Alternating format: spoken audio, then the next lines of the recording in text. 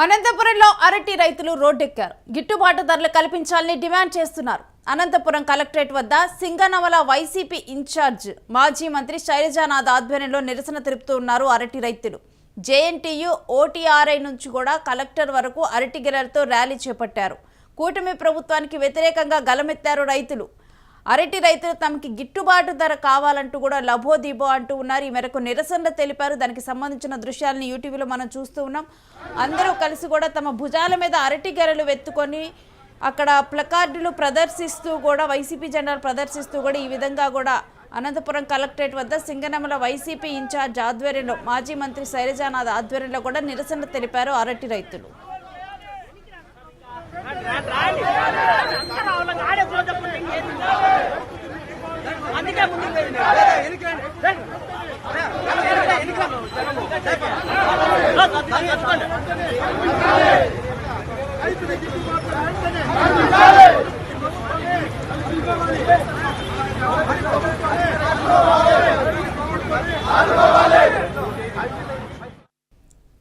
ఇక అరటి రైతులు రోడ్డెక్కిన విషయం గురించిన డీటెయిల్స్ అయితే మా ప్రతినిధి రసూల్ అందిస్తారు. రసూల్, ఇప్పుడు అరటి రైతుల పరిస్థితి ఏ విధంగా ఉందంటే అమ్మబోతే అడివి కొనబోతే కొరివి అన్నట్లుగా కూడా మారింది. ఒకవైపు ఏమో మనకి ఇక్కడ బయట అరటికాయలు కొనాలంటే మినిమం 60 రూపాయల నుంచి స్టార్ట్ అవుతున్నాయి. వాళ్ళకు ఒక కేజీ 1 రూపాయి అమ్ముడు పోవడం కూడా కష్టంగా మారినట్లు తెలుస్తుంది. అసలు ఏంటి అరటి రైతుల ప్రస్తుత పరిస్థితి? రేణుశ్రీ, అరటి రైతుల యొక్క దుర్భర పరిస్థితి పైన అనంతపురం కలెక్టరేట్ వద్ద సింగనమల నియోజకవర్గం వైఎస్ఆర్సీపీ సమన్వయకర్త మాజీ మంత్రి డాక్టర్ శైలజనాథ్ ఆధ్వర్యంలో పెద్ద ఎత్తున సింగనమల నియోజకవర్గ ప్రాంతంగా పెద్ద ఎత్తున రైతులు రోడ్డెక్కారు. ప్రధానంగా రైతులు తీవ్రంగా నష్టపోయారు. అసలు పెట్టుబడి కూడా చేతికి దక్కేటువంటి పరిస్థితి లేదు. ఇలాంటి పరిస్థితుల్లో ప్రభుత్వం అరటి రైతులను ఆదుకోవడంలో పూర్తిగా నిర్లక్ష్యం చేస్తోందంటూ ఆందోళన వ్యక్తం చేస్తూ ఈ రోజు పెద్ద ఎత్తున అనంతపురం కలెక్టరేట్ వద్దకు అరటి గెలలతో పాటు పెద్ద ఎత్తున అరటి గెలలను తీసుకొచ్చి కలెక్టరేట్ ముందు బైఠాయించినటువంటి పరిస్థితి. అంతేకాదు రోడ్డు పైన కూడా అరటి గెలలను మొత్తం పడవేసి నిరసన వ్యక్తం చేస్తున్నారు. ఈ రోజు రైతులు దుర్భరమైనటువంటి పరిస్థితులు ఎదుర్కొంటున్నారు. అరటి రైతు మొత్తం దాదాపుగా కనీసం 1 కేజీ కూడా విక్రయించలేనటువంటి పరిస్థితి. పొలాలలోనే అరటి తోటలను మొత్తం కూడా వదిలేస్తూ వాటిని దున్నేయడము, లేకపోతే వాటిని ఇతరత్ర విధంగా వాటిని నాశనం చేసేటువంటి పరిస్థితులను రైతులు ఎదుర్కొంటున్నటువంటి పరిస్థితి. ఎందుకంటే గతంలో ఒక టన్నుకు దాదాపుగా 25,000 రూపాయలు వచ్చేటువంటి పరిస్థితి. అయితే ఈ రోజు 20 రూపాయలు కూడా వచ్చేటువంటి పరిస్థితి లేదు. కాబట్టి రైతులు ఏ విధంగా బతకాలనేటువంటి విధంగా ఆందోళన వ్యక్తం చేస్తూ శైలజనాథ్ ఆధ్వర్యంలో కలెక్టరేట్ వద్ద రైతులు నిరసన కార్యక్రమాన్ని వ్యక్తం చేశారు. ఇది ఆందోళన కాదు, ఇది మా కడుపు మంట అనేటువంటి విధంగా, మా రైతులు నష్టపోతున్నటువంటి దుర్భర పరిస్థితి అనేటువంటి విధంగా ప్రభుత్వానికి కళ్ళకు కట్టేటువంటి విధంగా వాటన్నింటినీ కూడా రోడ్డు పైన పడవేసి నిరసన వ్యక్తం చేశారు, ఆందోళన వ్యక్తం చేశారు. ఇప్పటికైనా ప్రభుత్వం స్పందించాలి. కనీసం పెట్టుబడిదారులకు ఉచితంగా భూములు అందిస్తుంది. కనీసం 1 రూపాయికే ఈ రోజు పెట్టుబడిదారులకు, అదేవిధంగానే ఇండస్ట్రీస్ కంటూ ఉచితంగా భూములు అందిస్తున్నటువంటి ఈ ప్రభుత్వం రైతులు నష్టపోతున్నటువంటి పంటకు నష్టపరిహారం చెల్లించకపోతే ఎలా అనేటువంటి విధంగా వారు చెప్తున్నటువంటి పరిస్థితి. అంతేకాకుండా రైతులకు ఎకరాకు కనీసం 50,000 ఇవ్వాలి, అదేవిధంగానే 10,000 రూపాయలు నష్టపరిహారం అందించాలి అనేటువంటి విధంగా మాజీ మంత్రి సాకే శైలజనాథ్ తో పాటు రైతులు కూడా ప్రభుత్వాన్ని డిమాండ్ చేస్తున్నటువంటి పరిస్థితి.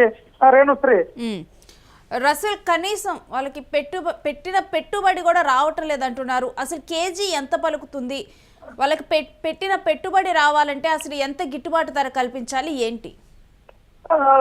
రైతులు మాత్రం కనీసం 10,000 రూపాయలు క్వింటాల్కి నష్టపరిహారంగా ఇవ్వాలి. అదేవిధంగానే ప్రభుత్వమే స్వయంగా కొనుగోలు చేస్తే కనీసం రైతుని ఆదుకునేటువంటి విధంగా ఉంటుంది అనేటువంటి విధంగా కూడా వారందరూ కూడా చెప్తున్నటువంటి పరిస్థితి. మార్కెట్ లో చూస్తే ఒక డజను అరటి పండ్లు దాదాపుగా 50 నుంచి 60 రూపాయలు ప్రజలు కొనుగోలు చేయాల్సినటువంటి పరిస్థితి. అయితే కనీసము ఆ విధంగా రైతుకు ఎందుకు దక్కడం లేదు?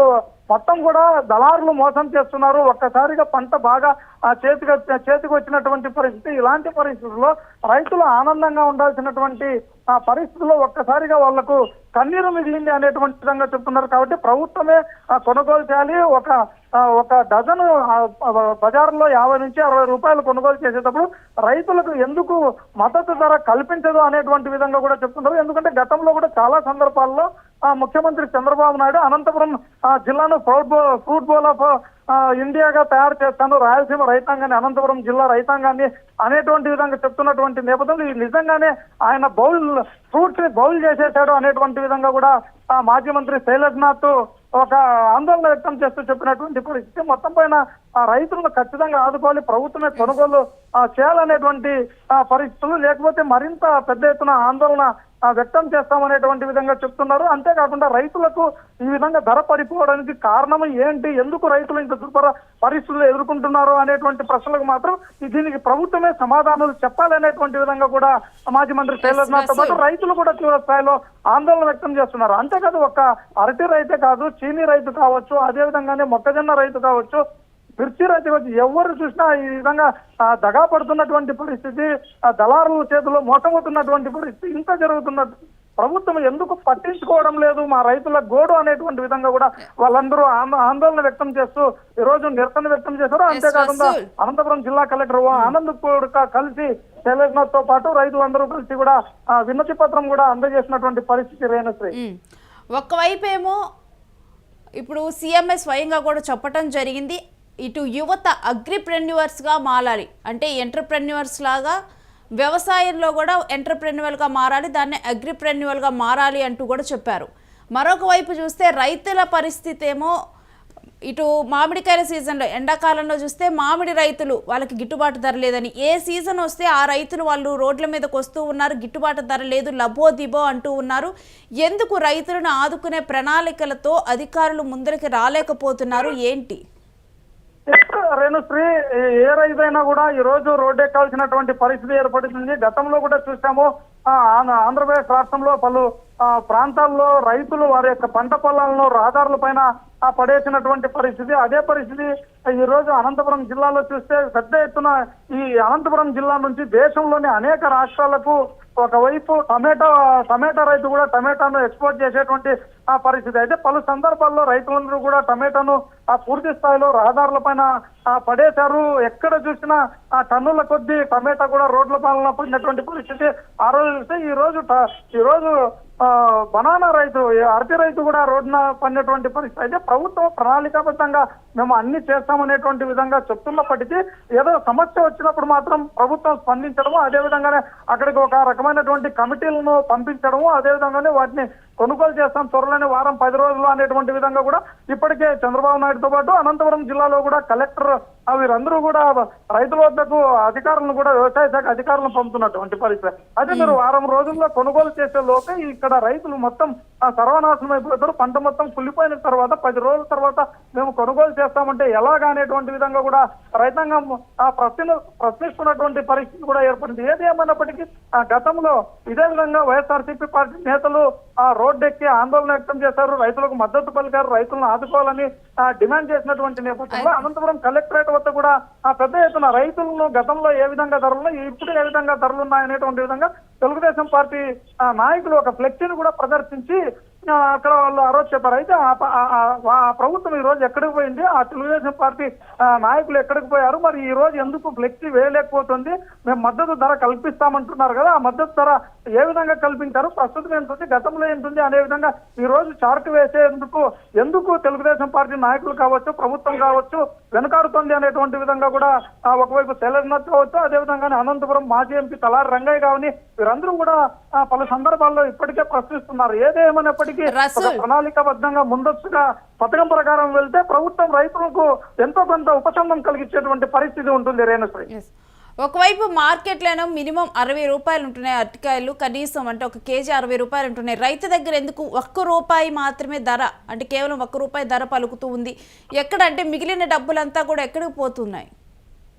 వాస్తవంగా చెప్పాలంటే ఇప్పుడు అలాంటి దుర్భరమైనటువంటి పరిస్థితి ఎదురవుతున్నటువంటి నేపథ్యంలో పెద్ద ఎత్తున రైతులు అరటి పంట బాగా పండుతోంది, అదేవిధంగానే ఎంతో కొంత బాగుపడేటువంటి అవకాశం ఉంది, మంచి ధర పలికేటువంటి అవకాశం ఉంది అనేటువంటి విధంగా రైతులు కూడా విస్తృతంగా ఒక ఈ అరటి తోటలను అరటి పంటలను పెట్టినటువంటి నేపథ్యంలో పంట ఒక్కసారిగా అందరి నుంచి చేతులకు వచ్చినటువంటి పరిస్థితి. ఇలాంటి నేపథ్యంలో ఒక్కసారిగా వాటిని కొనుగోలు చేయాల్సినటువంటి వ్యాపారస్తులు కావచ్చు, వీళ్ళందరూ కూడా ఒకసారిగా రైతుకు చాలా వాళ్ళు పెట్టినటువంటి పెట్టుబడి కూడా దక్కేటువంటి పరిస్థితులు లేకుండా చాలా తక్కువ ధరకు విక్రయిస్తున్నటువంటి కొనుగోలు చేస్తామనేటువంటి విధంగా చెప్పారు. అయితే దాన్ని రైతు పండించినటువంటి తోట దగ్గర నుంచి మార్కెట్ వరకు తరలించాలంటే కనీసం లారీ వాటికి రవాణా ఖర్చులు వీటన్నింటినీ భరించాల్సి వస్తుంది. కాబట్టి రైతు మార్కెట్ వరకు తెచ్చేటువంటి పరిస్థితుల్లో ఆ రవాణా ఛార్జీలు కూడా వచ్చేటువంటి పరిస్థితులు లేనప్పుడు వారు ఇక్కడ తెచ్చి కూడా ప్రయోజనం లేదు అనేటువంటి విధంగా వీళ్ళు ఇచ్చేటువంటి ధర మనకు ఏమాత్రం సరిపోదు, కనీసం ఆ రవాణా ఛార్జీలు కూడా సరిపోదు అనేటువంటి విధంగా కూడా ఆందోళన వ్యక్తం చేస్తూ ఈ రోజు పండించినటువంటి పంటను పొలాల్లోనే వదిలేయాల్సినటువంటి ఆందోళనకర పరిస్థితి రైతులు ఎదుర్కొంటున్నారు. Renusri, thanks for the details రాసు. సో ఇక అరటి రైతుల పరిస్థితి, అనంతపురంలో అరటి రైతుల పరిస్థితి అయితే అగమ్య గోచరంగా తయారైంది. ఒకవైపు ఇటు 6 నెలల పాటు కూడా కష్టపడి అరటి పెట్టుబడి పెట్టి కూడా అరటి పంటను పండిస్తే కనీసం వాళ్ళకి చివరికి అమ్ముకునే టైంకి కూడా కనీసం మద్దతు ధర కూడా ఉండటం లేదు. పెట్టిన పెట్టుబడులు కూడా వెనక్కి వచ్చే పరిస్థితి ఉండటం లేదు. ఆ వచ్చే డబ్బులతో అంత దూరం ట్రాన్స్పోర్టేషన్ చేసి ఈ అరటి గెలలన్నీ కోపించి ఇవన్నీ కూడా దండగా అని చెప్పి కూడా రైతులు ఇప్పుడు బాధపడుతున్న పరిస్థితులు కనిపిస్తూ ఉన్నాయి. అరటి రైతులు తమకి కనీసం పెట్టిన పెట్టుబడులైనా వెనక్కి వచ్చేలాగా మద్దతు ధర ప్రకటించాలి అంటూ కూడా ప్రభుత్వాన్ని డిమాండ్ చేస్తూ ఉన్నారు. ఇంకొకటి అరటి అనేది కూడా మనం చూస్తే కనుక అసలు ఇప్పుడు ఎండాకాలంలో చూస్తే మామిడికాయ రైతుల పరిస్థితి ఇదే విధంగా ఉంటుంది, లేకపోతే ఏ సీజన్ వచ్చినా కానీ రైతుల పరిస్థితి అయితే ఇదే విధంగా ఉంటుంది. ఎప్పుడో ఒక్కసారి ఏదో టమాటాలు రేటు పెరిగినప్పుడో ఎప్పుడో ఒక్కసారి మాత్రం రైతు ఎప్పుడో లాభపడుతున్నాడు తప్పితే ప్రతిసారి కూడా ఇదే విధంగా నష్టాల్లో ఉండిపోతూ ఉన్నారు రైతులు. దీని మీద సరిగ్గా కూడా దృష్టి సారించాల్సిన అవసరం కనిపిస్తూ ఉంది. అంటే ఉన్నట్టుండి కూడా ఎందుకు అరటికి ఇంత ధర అనేది పడిపోయింది అంటే గతంలో కన్నా విస్తీర్ణం ఇప్పుడు పెంచారా, అరటికాయలకి డిమాండ్ తగ్గిందా, అలా చూసినా కానీ ఆ కోణంలో చూసినా కానీ అరటికాయలు అనేవి నిజం చెప్పాలంటే ఇప్పుడు మన సంస్కృతిలో భాగంగా మారిపోయాయనే చెప్పాలి. ఎందుకంటే ఇప్పుడు గుడికి వెళ్ళాలన్నా కానీ చిన్నపిల్లలకి కూడా మొదటి ఆహారంగా అరటికాయనే పెడుతూ ఉంటారు. గుడికి వెళ్ళాలన్నా కానీ అరటికాయలే తీసుకొని వెళ్తూ ఉంటారు, ఏ ఫలము లేకపోయినా కానీ అరటికాయని తీసుకొని వెళ్తూ ఉంటారు. ఈ విధంగా కూడా మనకి మార్కెట్లో ఎప్పుడు కూడా అరటికాయకి డిమాండ్ అనేది ఉంటూనే ఉంటుంది. రోజుకు ఒక అరటికాయ తింటే కూడా ఆరోగ్యం కూడా చాలా బాగుంటుంది, డైజెషన్ బాగుంటుంది అని చెప్పి డాక్టర్స్ సజెస్ట్ చేస్తారు. అందరూ కూడా అరటికాయలు ఒక్కటి కూడా మార్కెట్కి వెళ్ళి చూసినా కానీ అరటికాయను ఒక్కదాన్ని బండ్ల మీద పెట్టుకొని అమ్మే వ్యాపారస్తులు ఉంటారు. ఈ విధంగా కూడా భారత మార్కెట్లో అరటికాయకి ఎప్పుడు కూడా డిమాండ్ ఉంటూనే ఉంది. అయినప్పటికీ కూడా ఎందుకు అరటి రైతులు నష్టపోతూ ఉన్నారు, ఇంత తక్కువ ధర ఎందుకు పలుకుతుంది రైతులకి, కానీ కొనే దగ్గరకు వచ్చేసరికి ఎప్పట్లానే ధరలు ఉంటున్నాయి, ఎప్పుడు కూడా అరటికాయ తక్కువ ధరకి లభిస్తున్నది లేదు. మరోవైపేమో రైతులకేమో అసలు కనీసం మద్దతు ధర కూడా రావటం లేదు.